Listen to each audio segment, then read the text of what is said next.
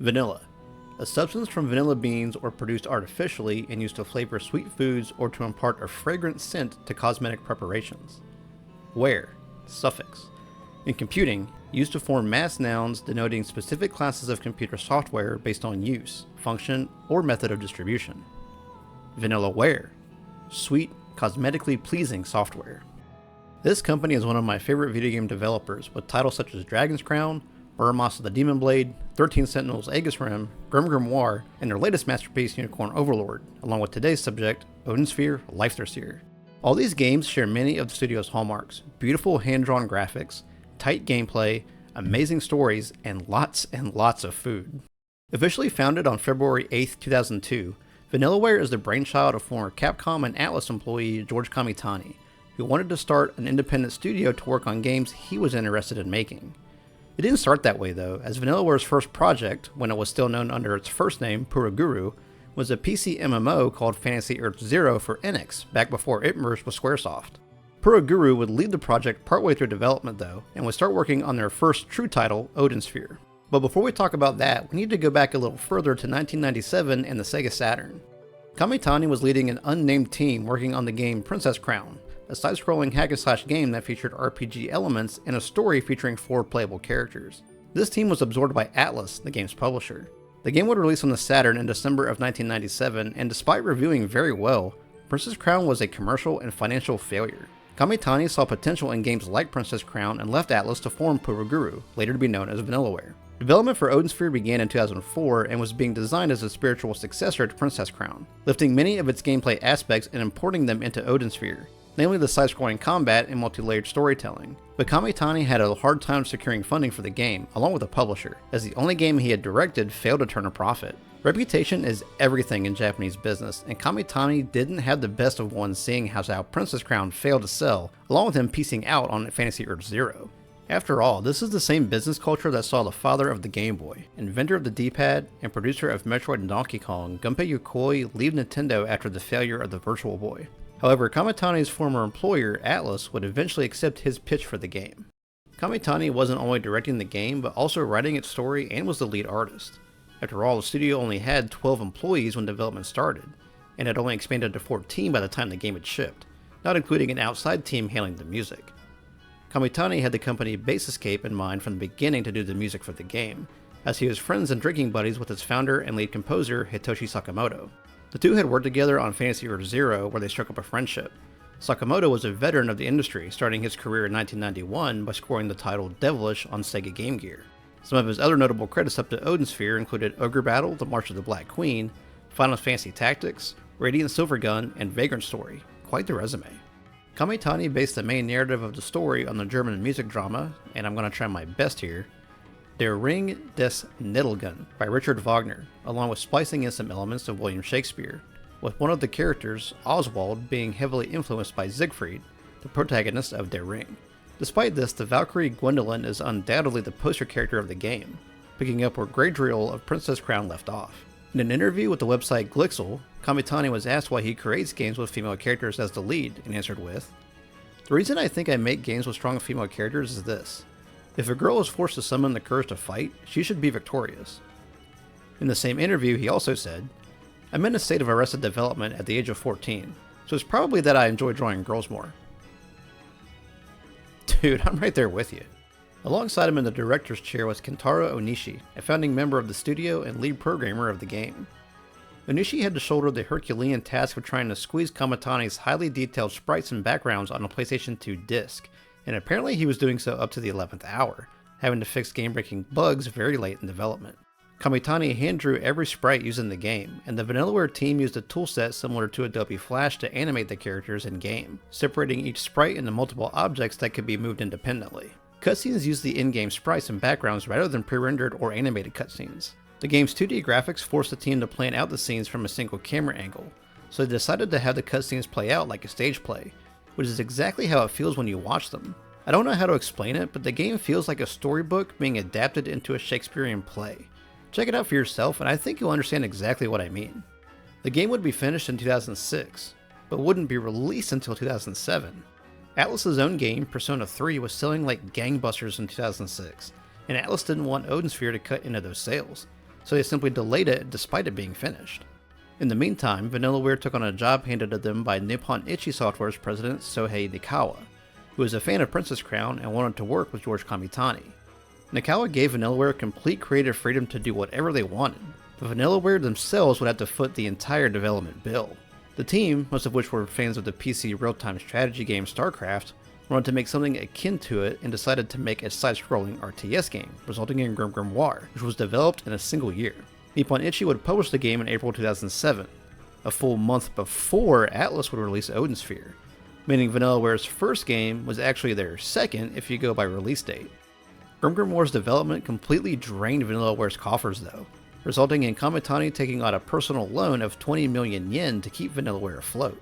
By my calculations, 20 million yen in 2004 was roughly 185,000 US dollars.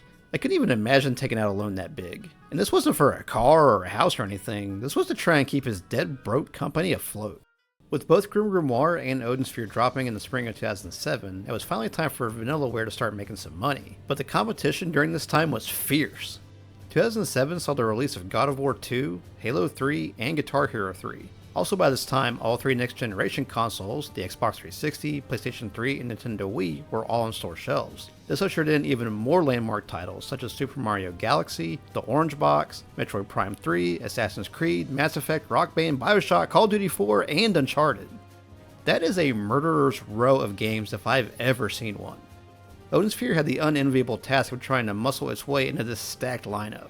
Despite all that though, Odin Sphere sold an extremely healthy 350,000 copies from 2007 to 2008 according to Atlus. George Kamitani would later say that Atlus's royalty payments for the game allowed him to pay off the loan he had taken out for the company, along with paying bonuses to his staff. During this time I had gotten a 360, so I wasn't paying attention to the PS2's release schedule, save for God of War 2, arguably the console's swan song.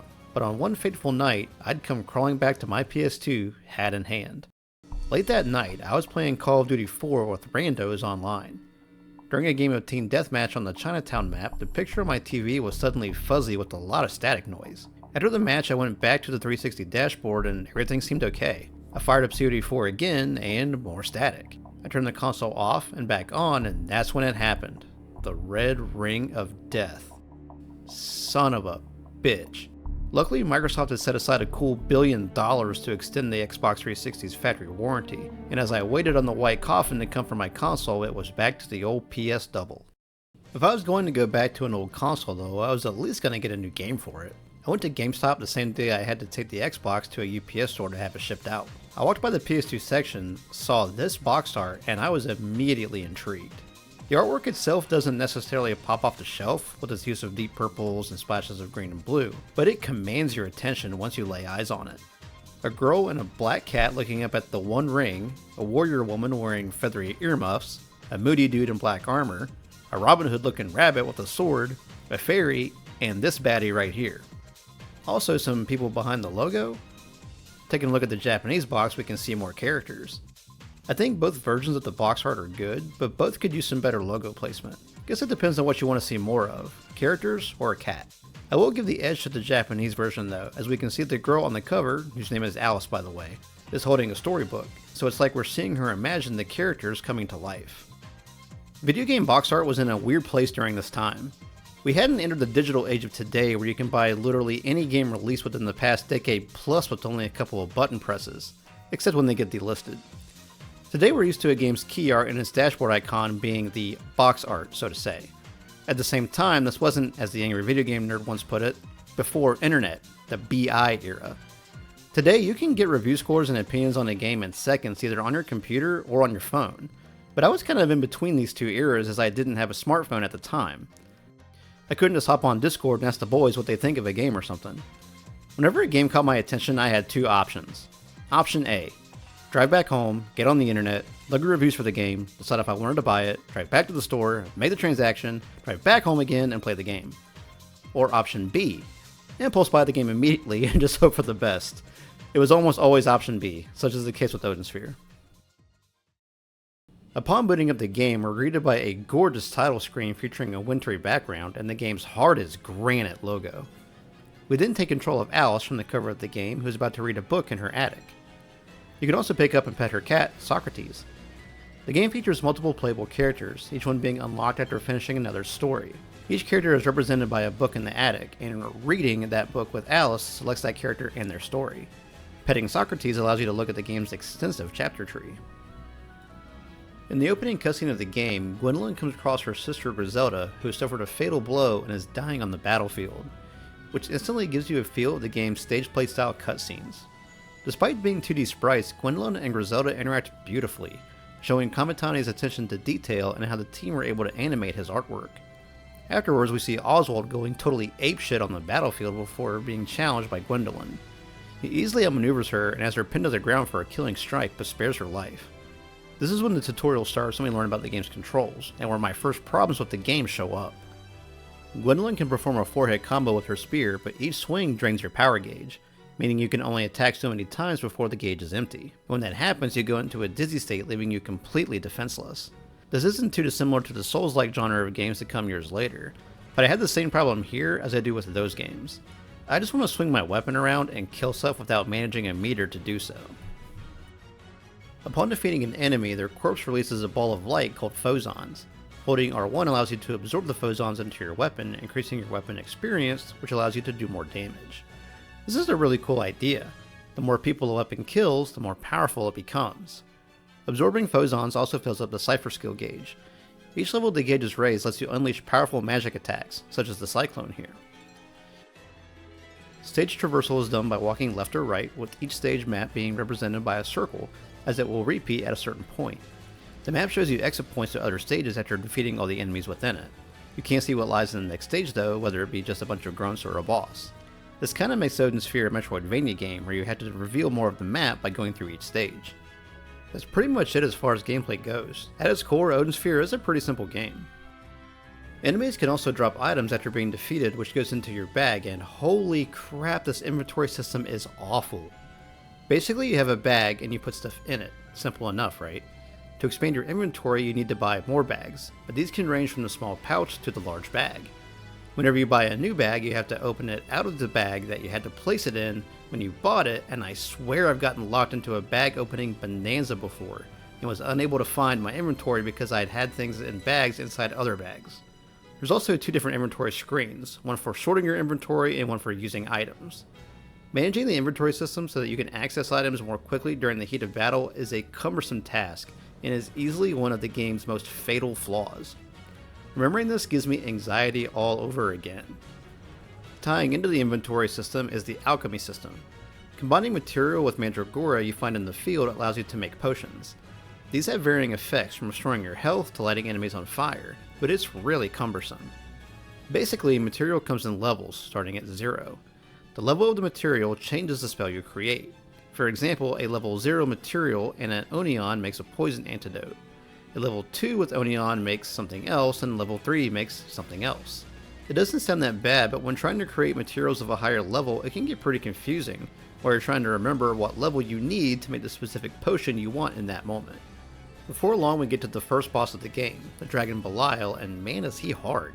He can put you into the dizzy state very easily, and if Gwendolyn gets swallowed, you're losing half of your life gauge. This is where the POW bar gets really annoying. You'll be racking up hits, and then the little POW alarm will go off letting you know you're about to run out, so you have to stop your assault and just rest for a while. We're going to skip ahead a bit here to the last boss in Gwendolyn's story. I know I'm really streamlining this part, but I'm presenting it to you how I remember it, and some of that is simply a blur to me now. Anyway, Gwendolyn faces off against Odette, the Queen of the Dead. She's a giant zombie skeleton spider woman and looks fucking awesome. This awesomeness comes to an ass-grinding halt though when the fight starts, and the frame rate absolutely tanks. I mean into the single digits here. Look at this, holy shit. Unfortunately, this is where my journey with Odin Sphere ended. The stamina bar killed the combat, the inventory system was so cumbersome that it brought the moment-to-moment gameplay to a crawl, and now the bosses are just too cool for the game to handle? I mean, what's left in the game after that? And it sucks to say that. The graphics are amazing, the story seems really cool, and the gameplay is almost awesome. And I know I'm in the minority here, as this game reviewed very well back in the day and is still fondly remembered. Not long after this, a refurbished Xbox 360 arrived at my door, and the PS2 was back on the shelf, and Odin Sphere just drifted off into the ether. I eventually sold my copy of the game since I didn't see myself playing it again anytime soon. A few years later, and it was time to decide what next-gen console I'd be investing in. Do I stick with Xbox, or is it time to switch back to Team PlayStation? Luckily, Microsoft made that choice very easy. PlayStation was so back. Now, of course, I couldn't afford one at launch, so I had to wait. I got one in 2016, the Uncharted 4 Special Edition in fact. When I got the console, I also got The Witcher 3 and Star Wars Battlefront with it. But there was one more game I picked up as well. Odin's Sphere Leifthrasir. VanillaWare had gone back to their original game and updated it for the new generation of consoles. I originally thought it was a simple HD upgrade, but no, VanillaWare considered this a full-on remake. Kentaro Onishi would take on the role of the game's director, while George Kamitani stepped back to be a producer and help redraw some of the original game's artwork. I remembered Odin's Sphere from the PS2 and thought to myself, oh yeah, that game was almost cool. But I was not ready for what Leifthrasir had on offer.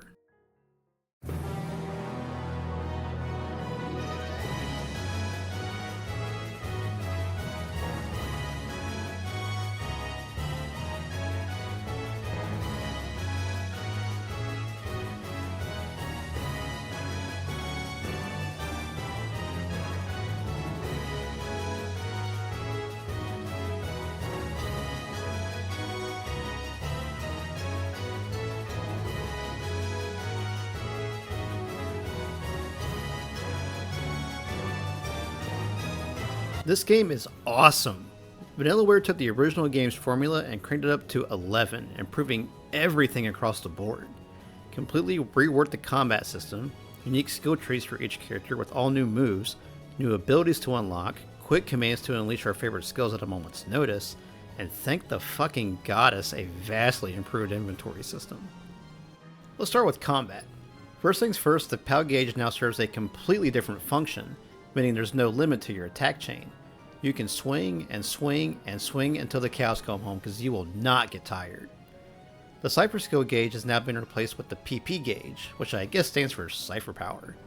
It's functionally the same as the Cypher skill gauge but works differently.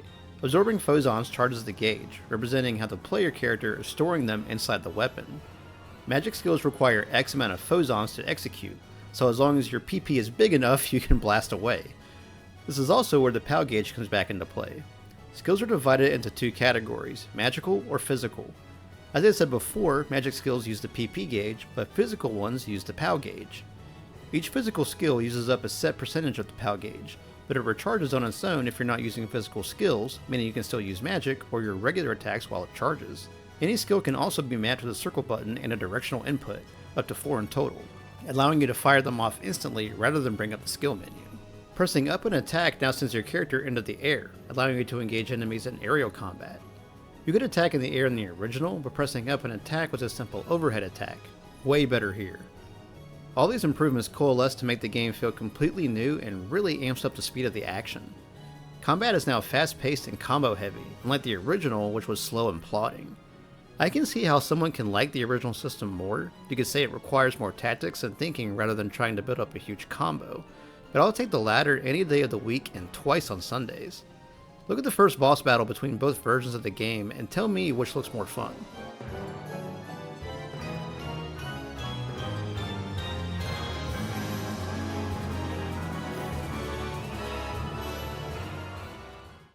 In an interview with Eurogamer, Onishi addressed the changes with the remake, saying, "There were some customers of the original Odin Sphere who couldn't play to the end of the game and ended up selling it.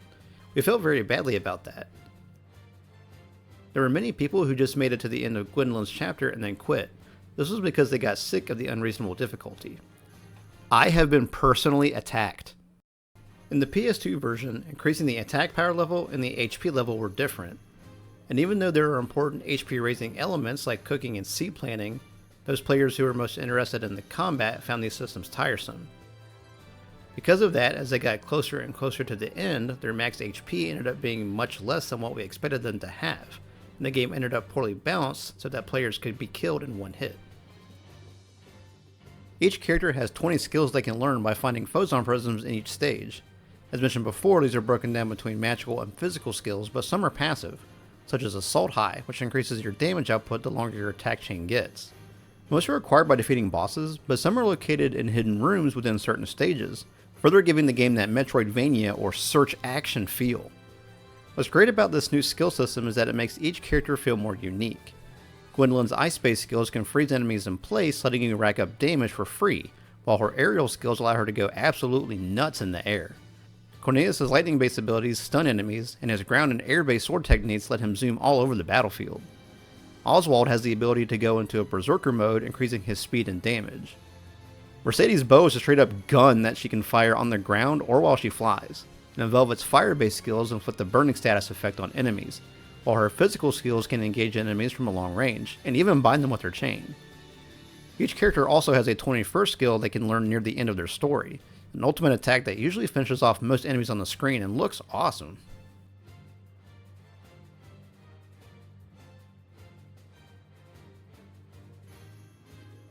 All 5 characters have the same control scheme, but each have their own quirks, like Mercedes being able to fly and Velvet using her chain to traverse like Spider-Man. Each character was also given a new backdash move by pressing R1, similar to the Castlevania games. There's also some unique stage quirks with some characters, like Oswald having to buy keys to advance, something no one else has to do, while a couple of mid-bosses in Mercedes' story turns the game into a straight-up bullet hell shooter. The new abilities feature works in a similar way to the skill system. By spending ability points, characters can learn additional passive skills to enhance their abilities both in and out of combat, such as getting a discount at shops or doing more damage when attacking an enemy from behind. The ability system isn't as robust as the skills though, as like 90% of the abilities are the same between characters, with them just being placed in a different position on the tree. Each character only has maybe 2 to 3 abilities unique to them, such as Velvet's Sharp Edge ability, which lets her do more damage if she keeps a certain distance between herself and the enemy she's attacking. The inventory system is dramatically improved. Now instead of buying bags to expand your inventory, you simply find them, or they're given as rewards for defeating bosses. The system is completely automated now, grouping items together for you, such as potions, foodstuffs, equipment, and so on. When you have a large inventory of potions, it can get a little confusing, as the game does try to group the same spells together, but it doesn't always do the best job, but it's remarkably improved over the original. When it comes to the alchemy system, Kamitani actually wanted to drop it from Leifthrasir completely, but was dissuaded by the development team, saying, "I thought that the game's alchemy system was a failure, and I wanted to cut the whole thing out. It's thanks to the new team members that joined our company because they loved Odin's Sphere that we tried to preserve the various features of the game, and carefully improved it instead of cutting them out." The new alchemy system is much simpler and straightforward. Material now comes in levels. The higher the level, the more powerful the spell. Each Mandragora now makes specific types of spells rather than each one making the same spells depending on the material used. For example, mixing a level 1 material with the Habaneristo results in the Blaze spell, setting enemies on fire. Using a level 4 material makes the same exact thing, but the spell lasts longer and does more damage. Multiple Mandragora can also be used in order to make different spells. Using 2 Habaneristo creates a Fire Spirit spell, while using 3 creates the powerful Volcano spell. The system is also much more forgiving when it comes to experimentation, making it fun to use rather than a hassle like the original. Kentaro Onishi would also comment on the alchemy system, saying, "With alchemy, its power wasn't related to the player's level, but rather was dependent on the current chapter in the tale, so it was easy to use it to become very powerful. The players who figured that out ended up breaking the balance in a different way, as compared to the HP problem mentioned earlier. At the time, we didn't understand that players should play however they want to. This time the game is balanced around the concept that no matter how the player decides to play, we want to have them reach the end and savor the story."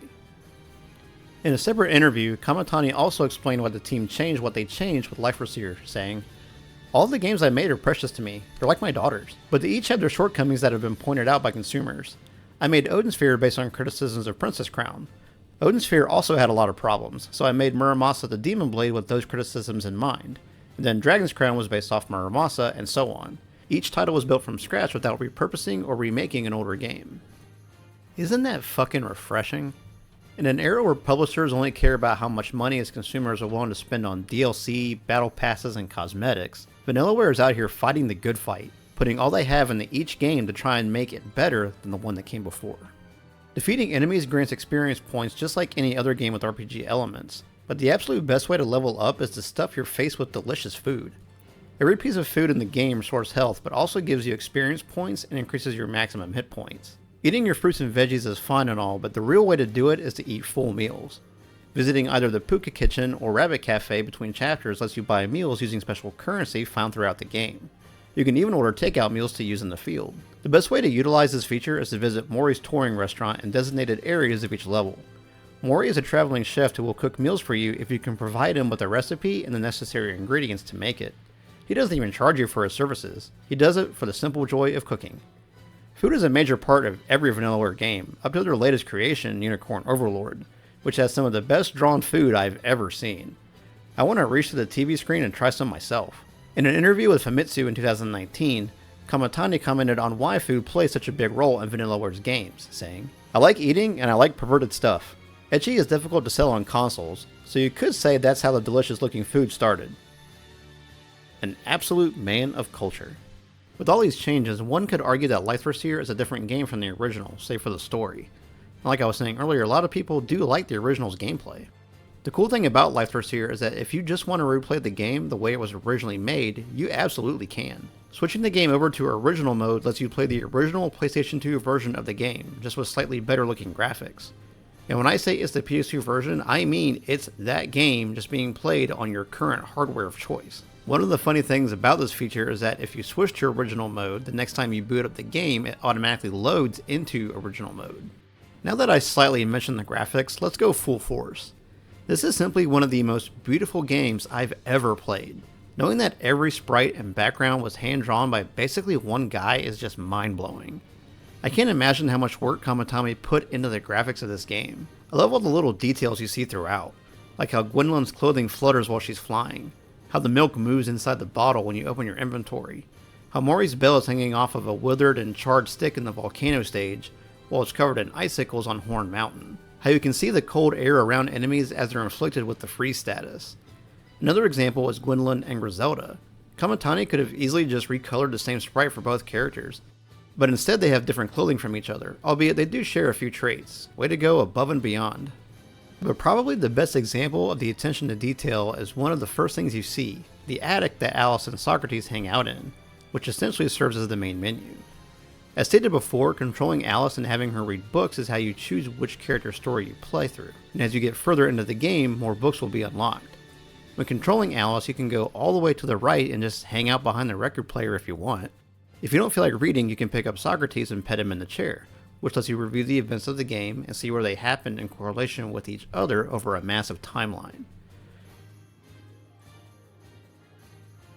You can also just sit in the chair and do nothing. Pressing up while sitting lets Alice test the comfiness of the chair. Going over to the bookshelf lets you review all the texts that are found in the game, and because this is VanillaWare, even something as simple as this looks amazing.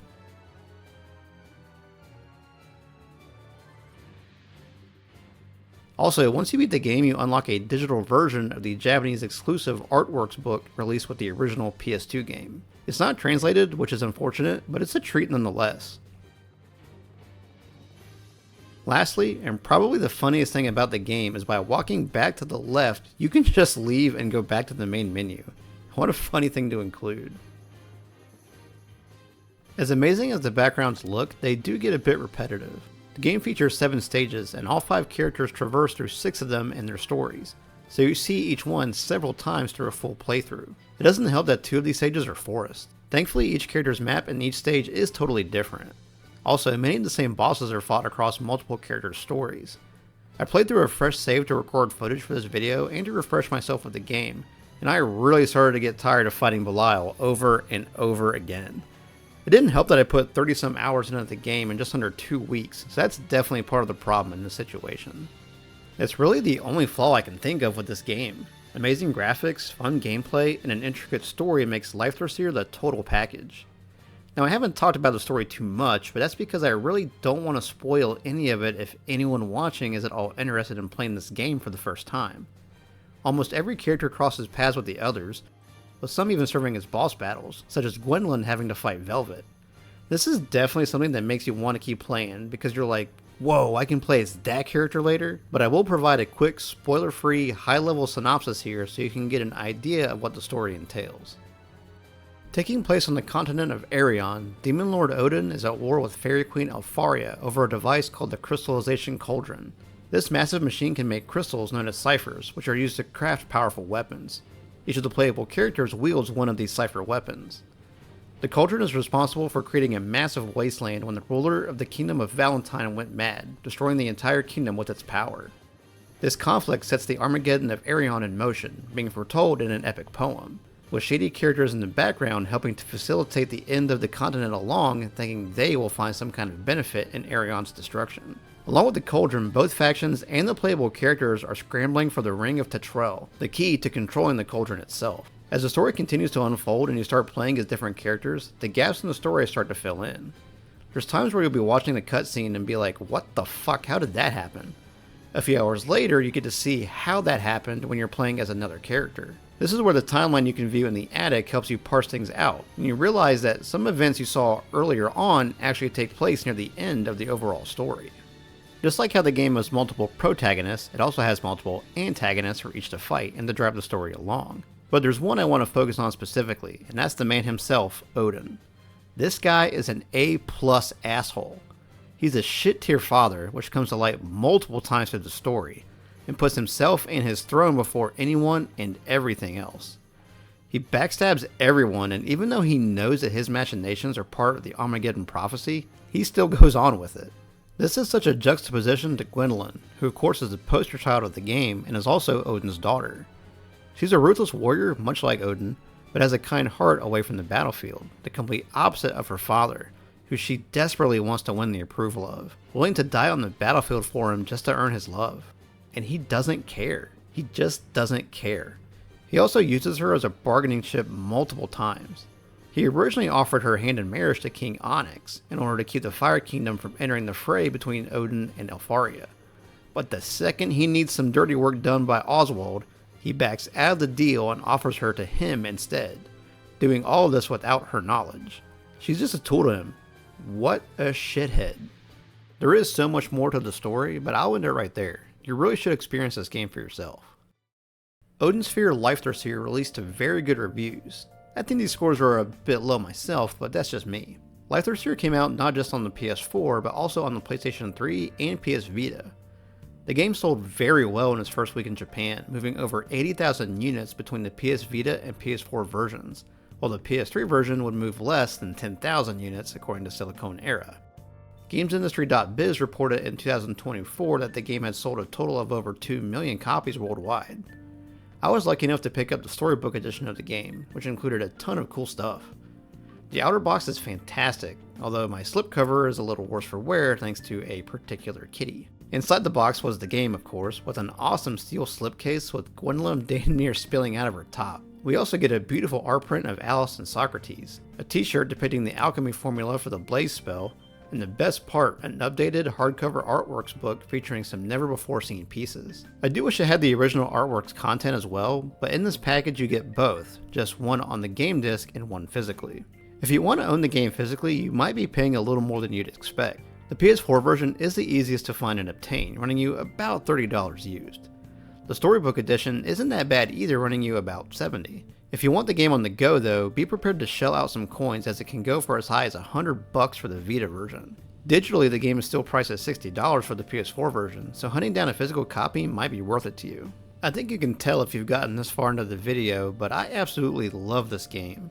Probably a top 10 all time for me personally, and I can't recommend it enough. As always, thank you for watching. I'm RedCometXIII, and I'll see you next time. In a couple of Oswald stages, you have to buy keys to advance, something no one else has to do. A couple of mid-bosses in Mercedes' story turns the game into... Interesting riddle. What the fuck? The answer is, take a breath. Everyone has to breathe, but no one else has to breathe your breath.